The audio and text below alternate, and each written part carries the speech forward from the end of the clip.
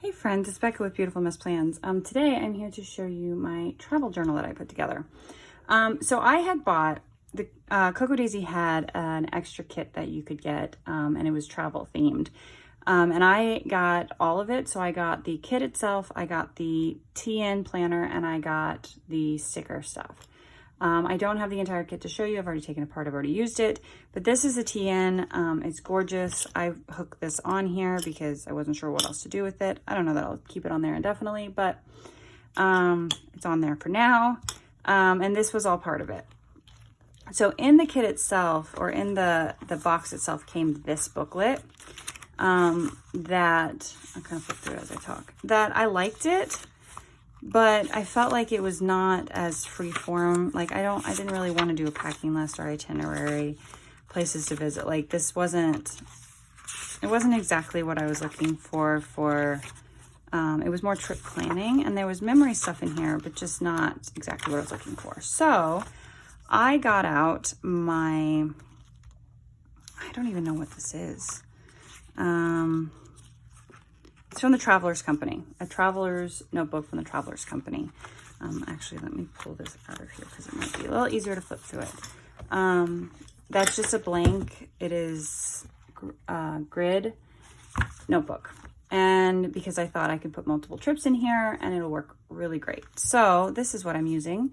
At least for the trips for this year. We'll see how many I can actually get in here. Not that we travel that often, but I want to include our beach trip that we have in July, and then probably like our weekend getaway to Silver City, where I think we're also going to stop by another national park. So I might be able to at least get like 2023 trips in here. So we'll see.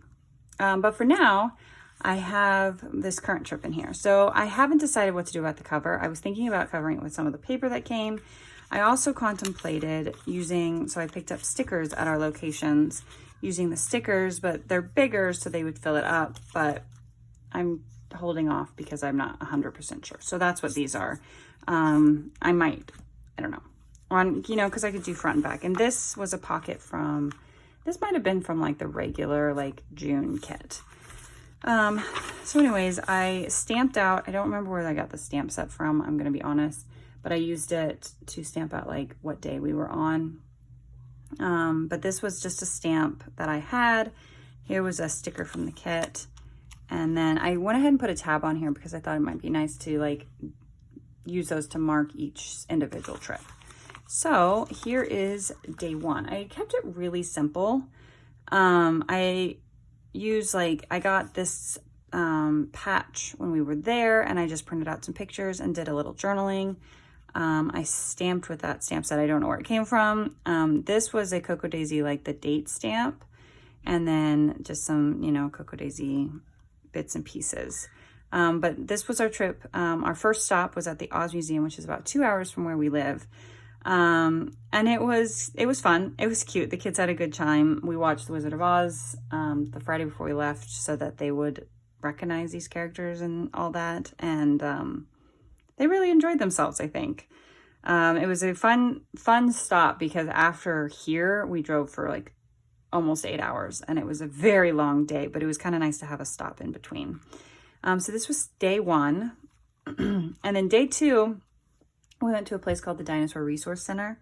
My kids my husband and I decided the kids just needed to do it, and I love their faces. We bought this from them. And that was a lot of fun. I just backed it with some of the paper from the kit. And it was basically, what it looks like. It has fossils, it has models of fossils, and all about dinosaurs. And I have a kid that loves dinosaurs. Again, this is another patch. I picked up patches pretty much everywhere we went.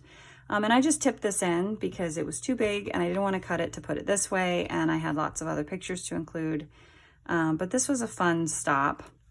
And then after we did the Dinosaur Resource Center, we went to the Floresiant fossil beds.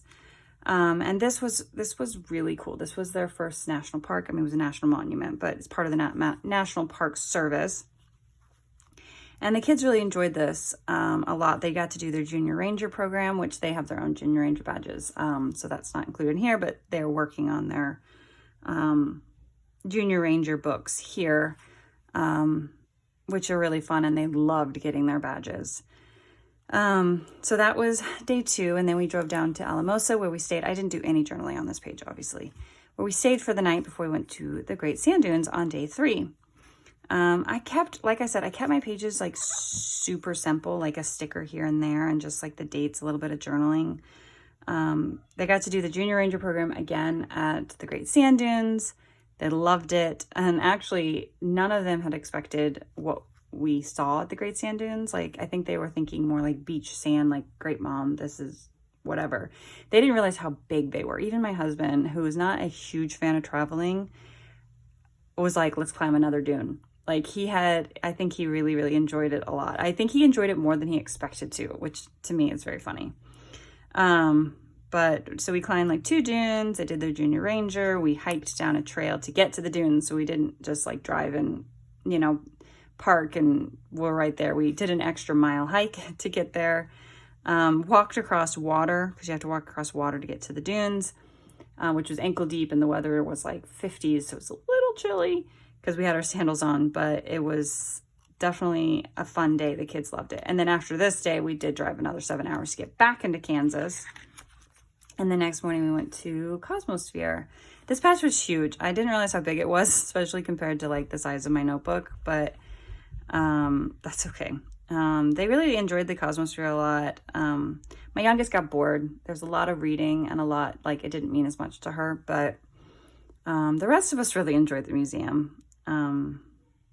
So this was a fun morning, day 4, the Cosmosphere. And then the afternoon, we went over to Field Station Dinosaur, where no patches, but these were from my ticket. So I cut them out and glued them on because I thought they were funny, especially coming out of the pictures.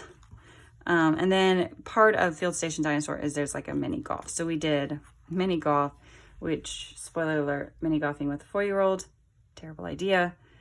But I kind of kept score for my husband and my 2 oldest kids. And I started with my youngest, but I'm like, she's just playing hockey at this point. So I'm not going to keep trying to count how many she had. I just put 4s down, and then I was like, this is silly. I'm done. But the big kids had a lot of fun because this is the first time mini golfing, because we don't have any mini golf around here that I'm aware of. And then our last stop and our last day was to Fort Scott. I didn't take as many pictures there because my 4-year-old was kind of done. Which Fort Scott is a historic site, part of the National Park Service. So they did a national monument, a national park, and a historic site. And they got Junior Ranger badges from all of them. And they really enjoyed it. This one was probably the most challenging of the Junior Rangers. But I think they still enjoyed it. It was just, we were at our done. Like, we wanted to kind of keep our trip short because these 2 are still kind of young and they wear out easily and they just get done. And that's where we were. But it was still worth going, and we still had a lot of fun. So this was a lot of fun.